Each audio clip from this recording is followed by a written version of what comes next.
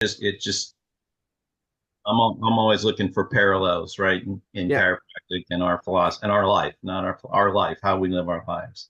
And so in this Lent challenge, like I said, these are just things I wrote down over the last week, training and crossroads. So I really did approach practice as a training, right? But it was all areas of our life, right? That it was, you were always using it as parallels to serve more people and to serve your family, right? And that was the same thing, right? If you were able to serve your family, you should be able to serve your patients, or that was always going back and forth.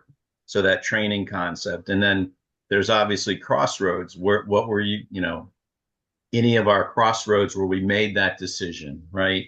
Of trying to go to that next step, or what aha moment was that where you had to make a choice to do that. And I love talking about things you shed, right? You shed things to grow.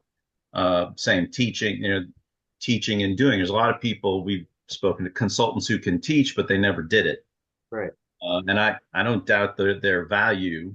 However, there still is somebody who was able to do it, who can share the the highs and lows of it, right? There's, words and deeds, same thing, teaching and doing. Faith is a word and an action. I really appreciate that statement. They talked about you can't, burn two candles. You really have to get dedicated to the one thing, which in Lent obviously is Christ. But how are you serving Christ in your life, right? I've always felt like our practices was a huge part of that, and uh, they talked about coming to he said something of the guy's a musician about coming to your concert. I felt like people were coming to my concert, right? Yeah. They wanted to Never hear, looked at it that way. right? My words and my actions, right?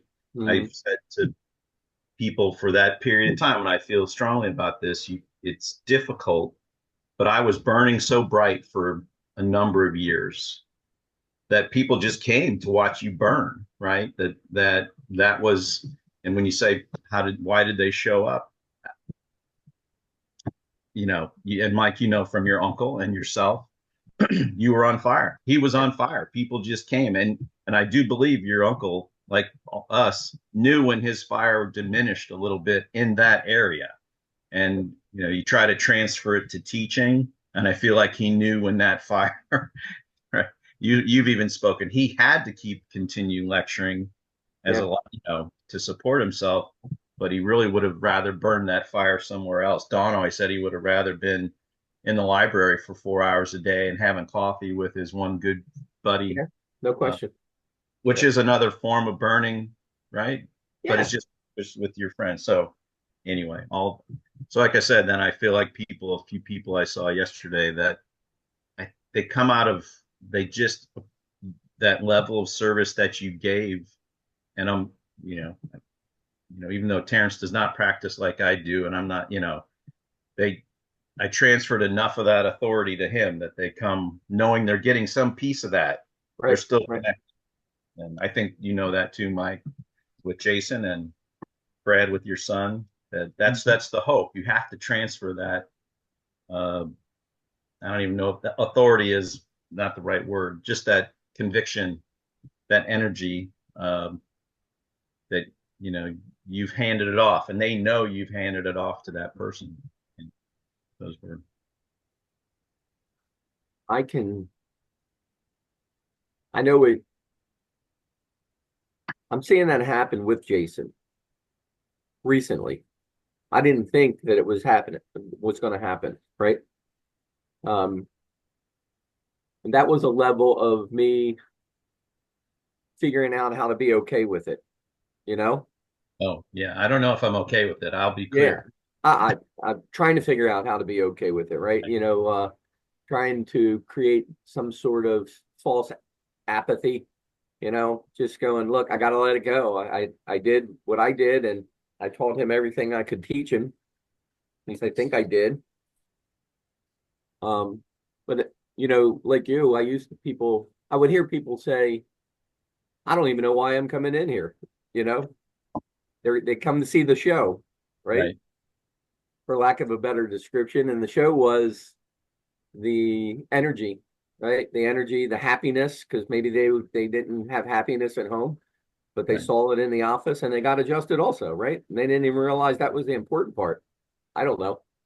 Um, Sound like I got to see James people Earl that, Jones and you sound like James Earl Jones in Field of Dreams. You know, they don't right, even know why they come. And right, they're just there yeah, because they want to experience what we have, right, what we have grown to. And yes, it is about chiropractic, but it's about our whole chiropractic lifestyle. It's yeah, not just the adjustment, it's just the whole experience of being in that chiropractic lifestyle that people want to come back to and they're willing to pay for it out of pocket. You know, mhm, people will pay for what they value. And it's up to us to create that value mhm. by first leading by example and then by what we teach. The adjustment is part of that, but it's the whole experience in the office. Yeah. And I think that we talk about this change, change in the epigenetics of an adjustment and how it actually physically changes people. And I think they come into the office and they see a room full of well-adjusted people, but they experience that as people that are happy and love each other, right? They want to see that burn, right? Because maybe that's not even in their lives. Well, that's when the And genetics change. That's when it yeah, really changes. When it yeah, when that's why the right, love. So, we can say the adjustment, whatever, right? yeah, But since it's who we are, and Brad, even the chiropractic lifestyle, that's why it's the sad thing is it's hard to transfer this to more docs Mhm. because they need to buy in to what we're saying, not right, selling what we're saying, that you've got to live this life and you got to constantly be trying to I don't know, just be a part of it, right? And not, oh, this is my practice, this is my home, yeah, this is my running. Here's my what, here's the, that doesn't work. no. It only works if it's all connected. So in It's like, organizational jargon, they talk about silos.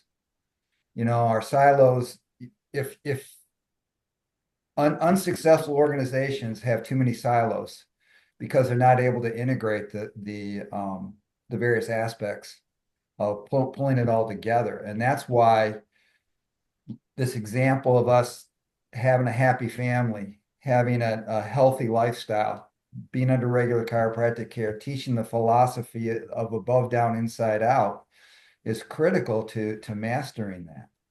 And you're right, people stay in silos because they think, well, I work in the office and then I'm going to go home and work on my right. talk, or I'm going to go work out. It's not integrated into a total lifestyle. And you're right, you gotta buy into it.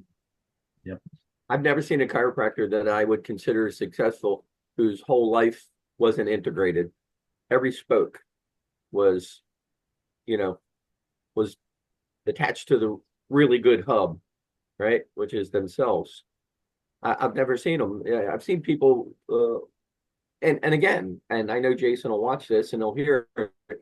I've often said that his first practice he treated as a hobby, right? It was just something he did. And I started to say that now I noticed I've talked to him the last couple of weeks, talked to him all the time, but he's burning. The fire's burning. It's really cool to see. The man is he's locked in, he's training, he's loving his team. Um, and I wasn't sure I was going to see that, right? But he's doing exactly what we're talking about. His he's very loving. His patients love him. But now he's put the team together, and yeah, he's just, for lack of a better term, he's all in. I don't know what clicked. Um, and I've seen that. I've seen that with a couple of associates through the years. I saw it with Mark. Never didn't think I was going to see it with Jason. So Yeah, you'll have to ask them was there a crossroad, right? That's the yeah, question. And right. I should. doesn't have to be a big one, right? It doesn't Oh, seem like a big, it could be like one person quitting, yeah, or, right? a different I don't coach, even know, right? right?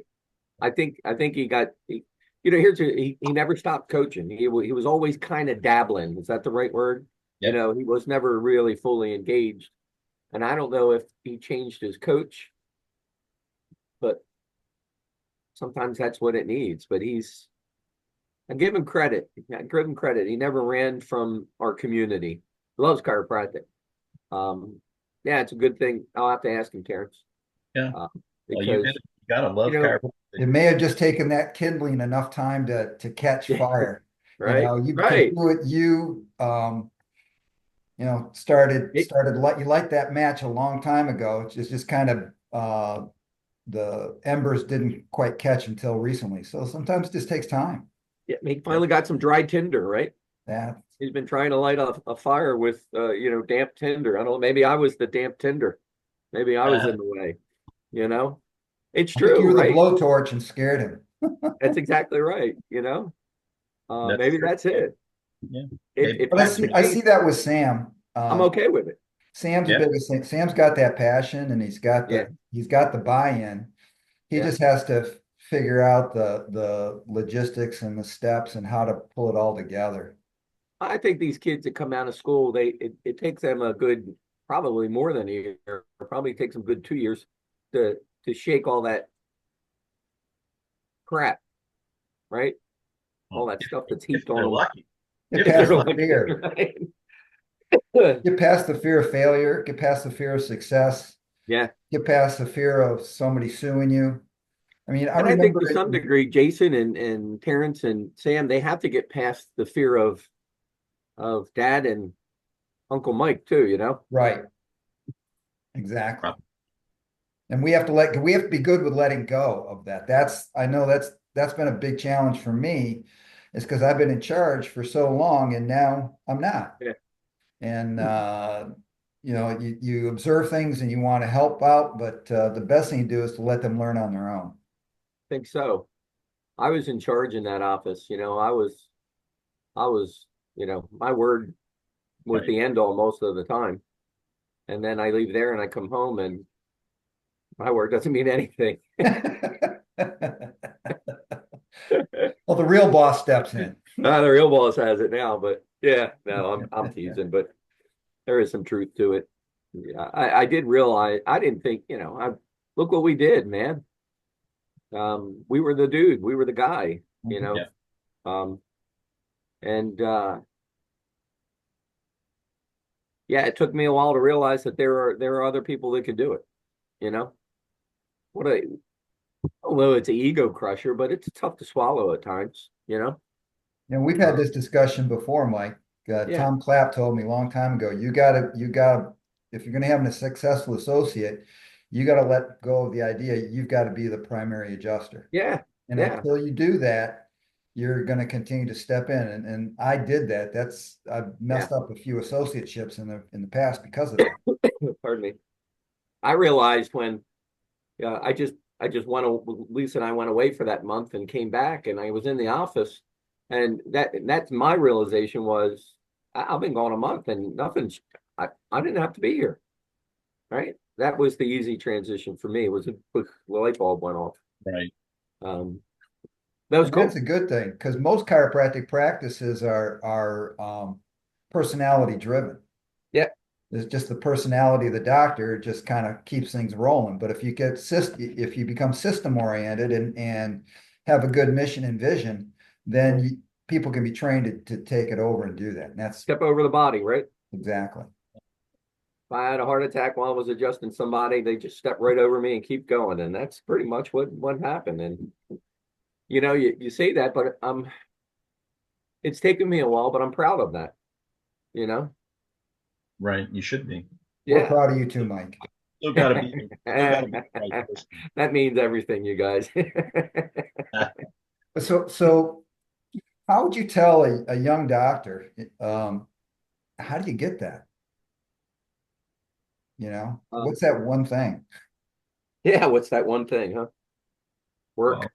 yeah, like the movie, right? The cowboy that's Yeah, everybody's got to decide what that is, Right. yeah, right. right, on their own. But it does need to be tied to all things, that, so to speak. It should be, we've said it, bigger than yourself, and a lot of things can be that. And They can. the practical evolution in practice, remember, for us it started, we're really trying to make our overhead in the beginning, try right, pay your bill, those sorts of things. And so the one thing, 6 months into practice versus 42 years are completely different, right? And you should be okay with that, but they should be constantly working on training, or on working and improving themselves in all areas of their life, and searching for the one thing Right. that drive them the most. And it's gonna change, right? It's going to change. But are they willing to work, Mike? You said to work hard on that process Yeah. and continue to be engaged. And you do need a mentor, a coach, a pastor. There's probably a lot, a All the father, above. a brother, a sister. All those things that you should. I don't. The word transparent is overused now, but to have a relationship and know what you can get from that person to help you get to that process, right? I Yeah. was that to me a lot when I was in with Schofield. I think I said this last time. I was so grateful all those people were lying to me about how well they were doing. It kept me humble, right? Yeah, right. My dad said that about Parker. He was going, and 300 a week was the big thing, and he got there, and all of a sudden it was like, well, apparently it's not, because everybody's doing this. He said Yeah, either it's right. a big thing or everybody's fibbing, right?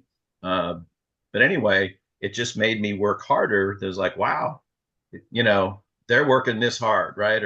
And same, Yeah. if Mike were telling me things, you were whatever, I didn't take it as bad. It was like, whoa, I got work to do.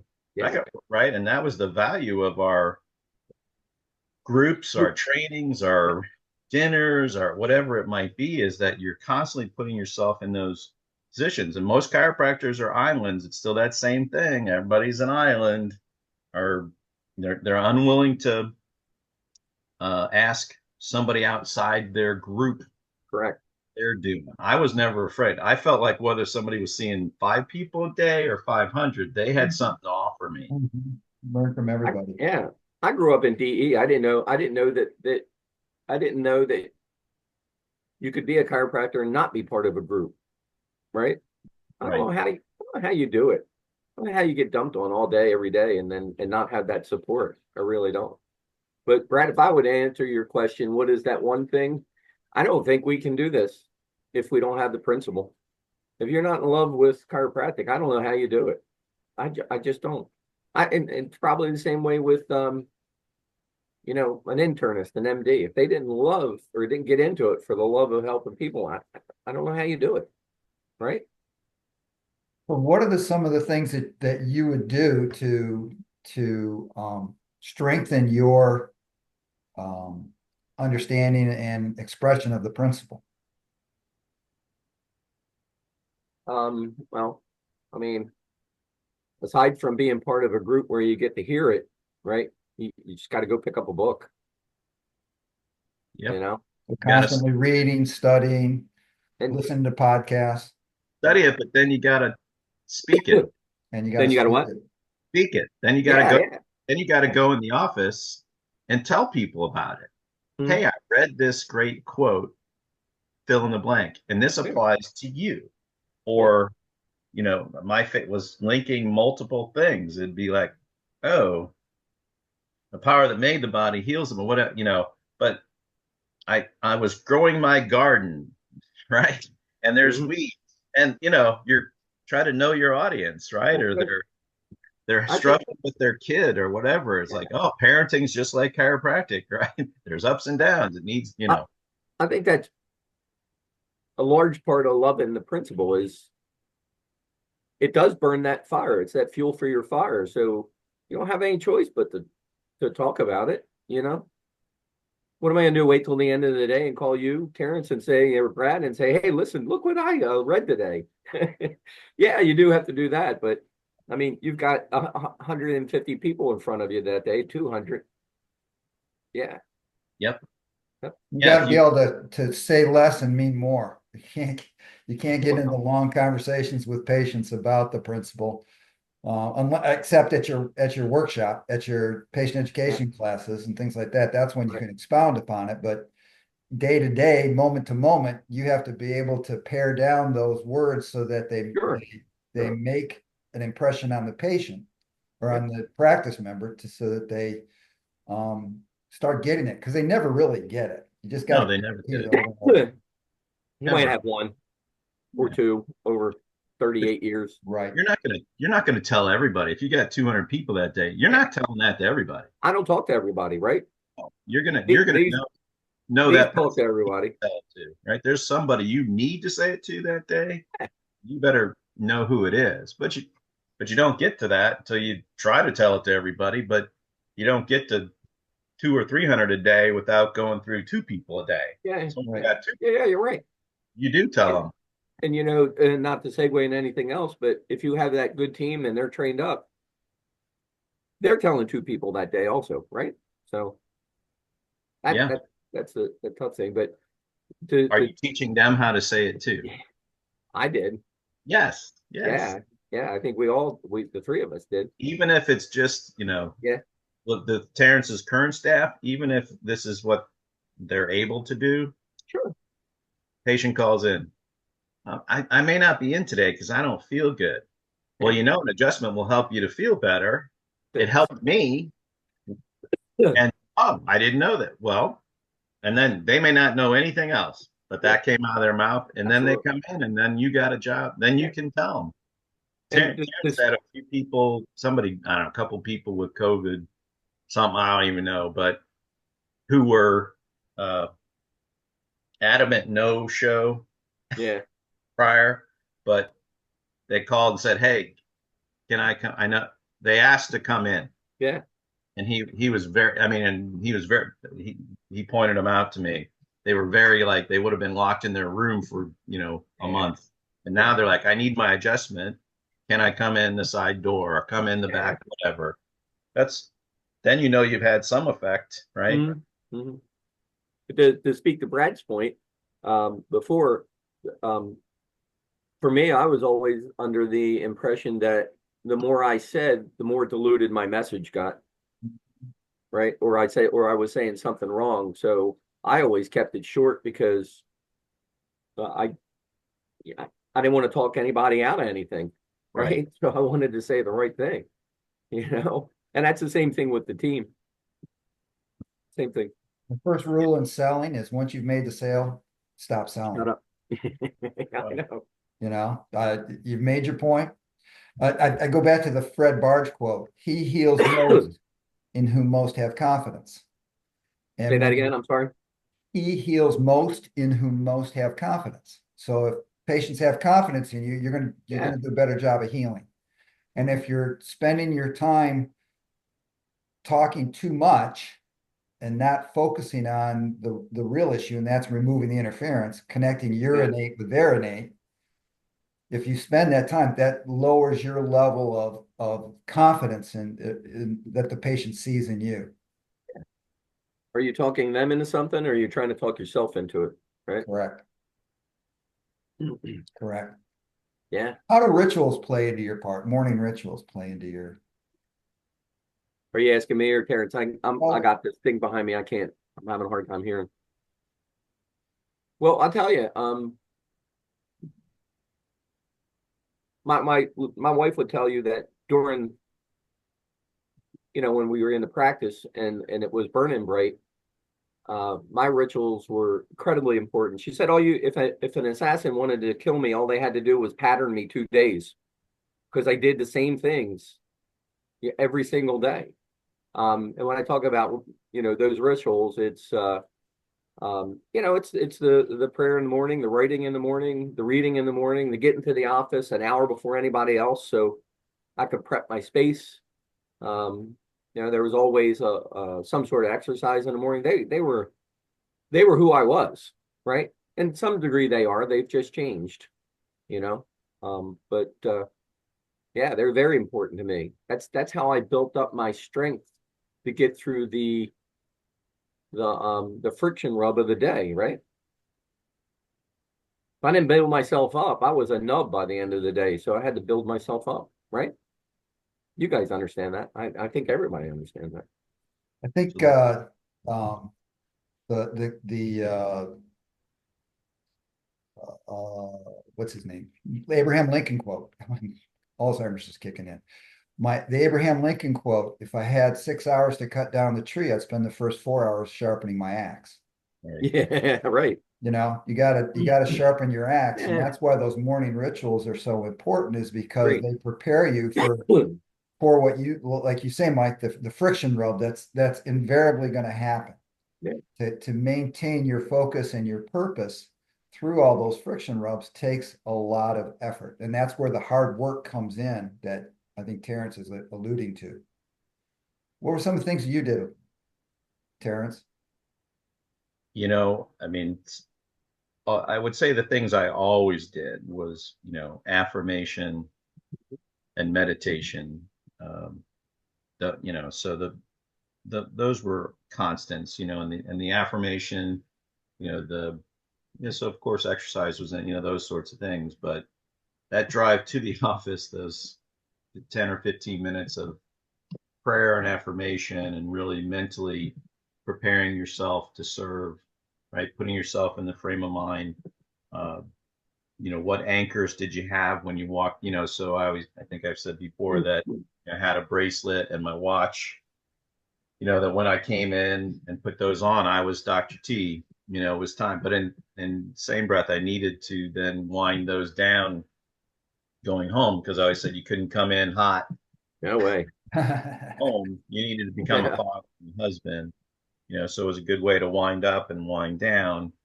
And, even in the middle of the day that, I had a 19-minute meditation that I still listen to every day that, that would instantly put me, my wife would always say I'd be out cold in like 10 seconds. And then the tape would stop and I'd pop right back up and let's go do it again. And, The tape. yeah, click, click, right. Yeah.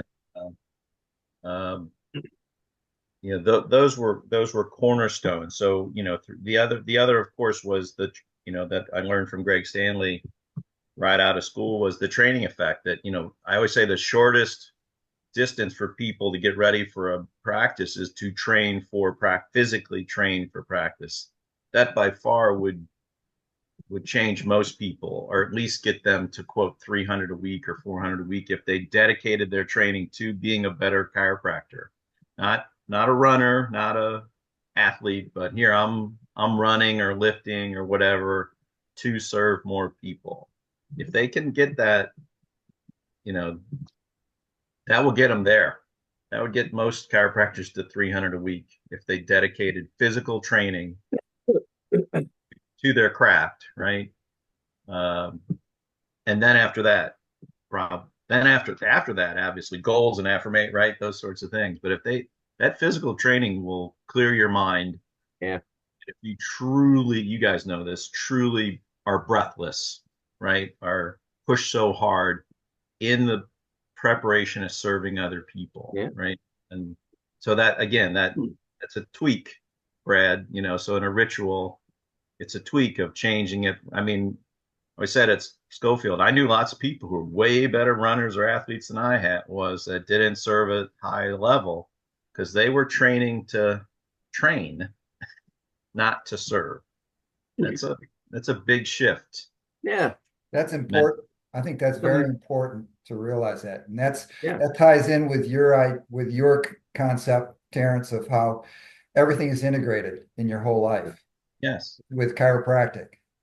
That's why I yes, call it the chiropractic lifestyle, because it's not something that you show up with. Even though you have a different role when you go home, it's still chiropractic.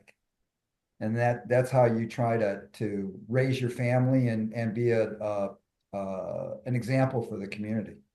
yeah. So we did affirmation. The kids know the affirmations we did on the way to school. I can, they could probably still say them, right?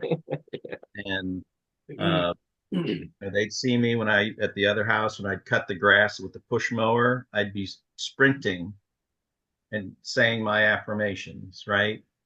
And all those, or taking them to soccer, had my to-go bag with tapes and journal, whatever stuff to read, because you had to be there an hour before for them to warm up. So I had this hour all the time to, Yeah.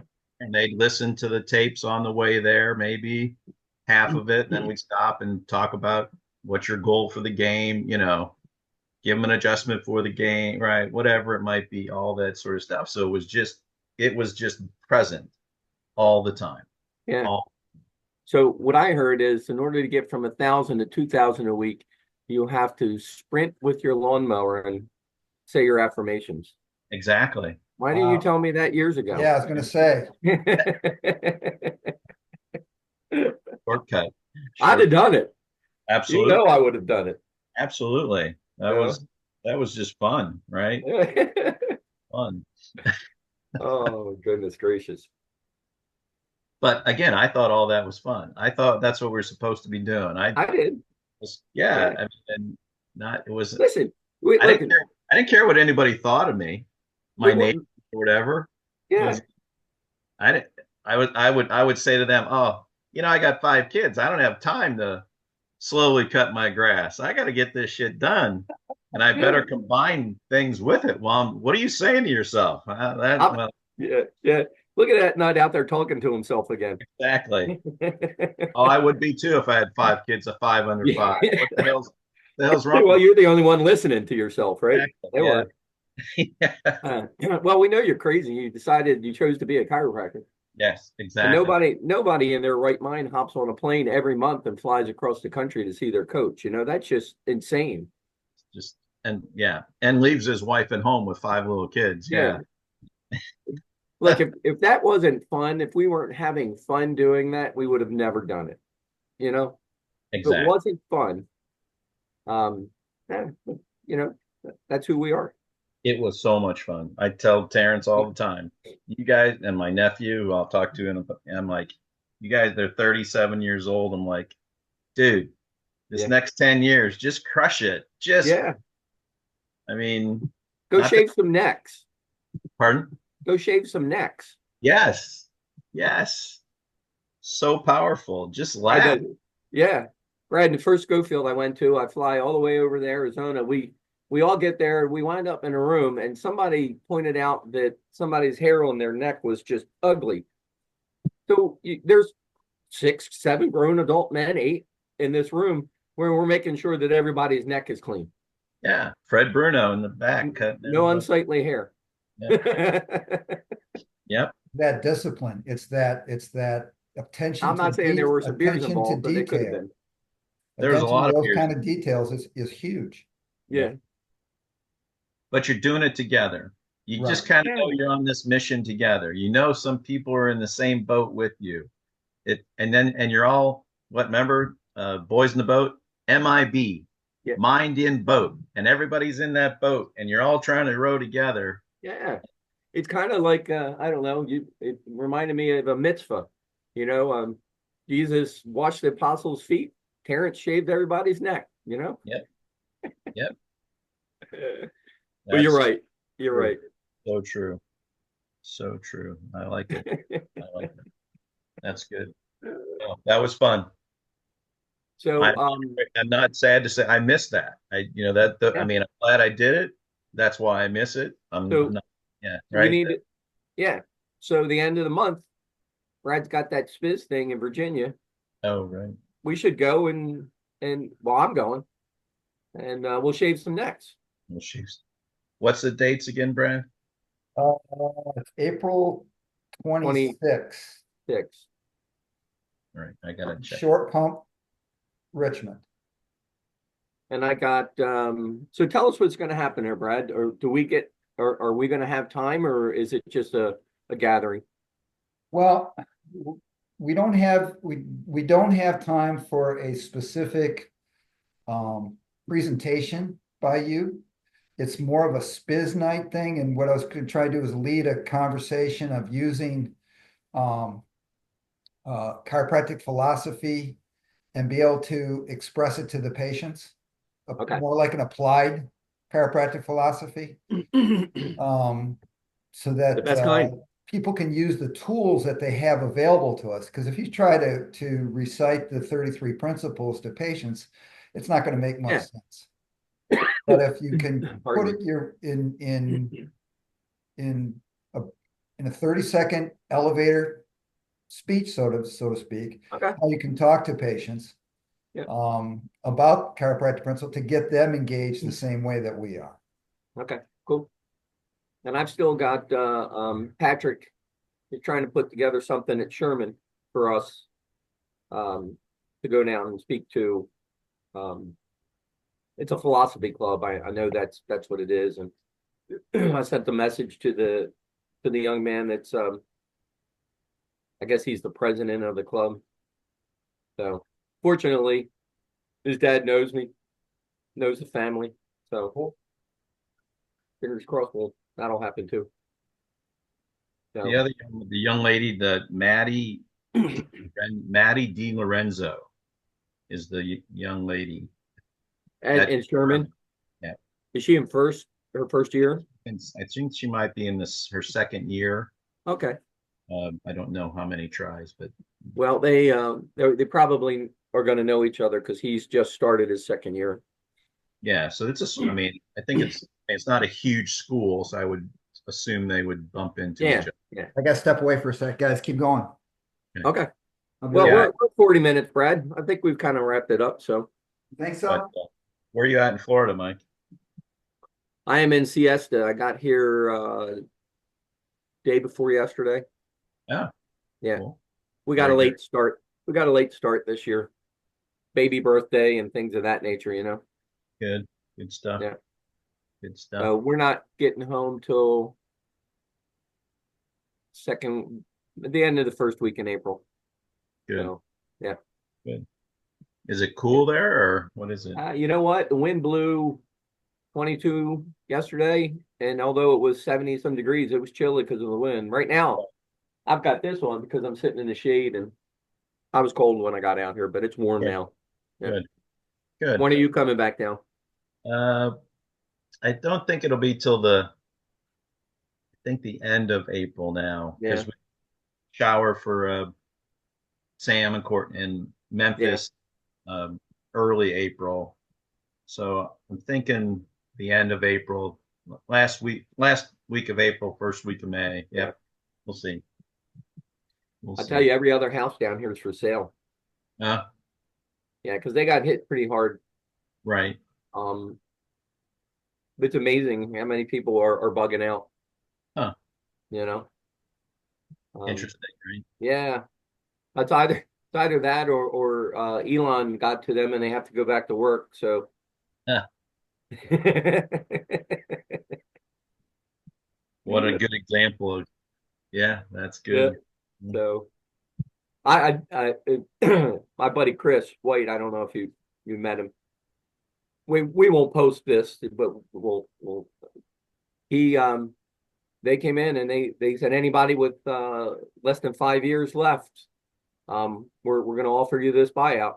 And today is Monday. You'll have till Friday to decide whether you want it or not.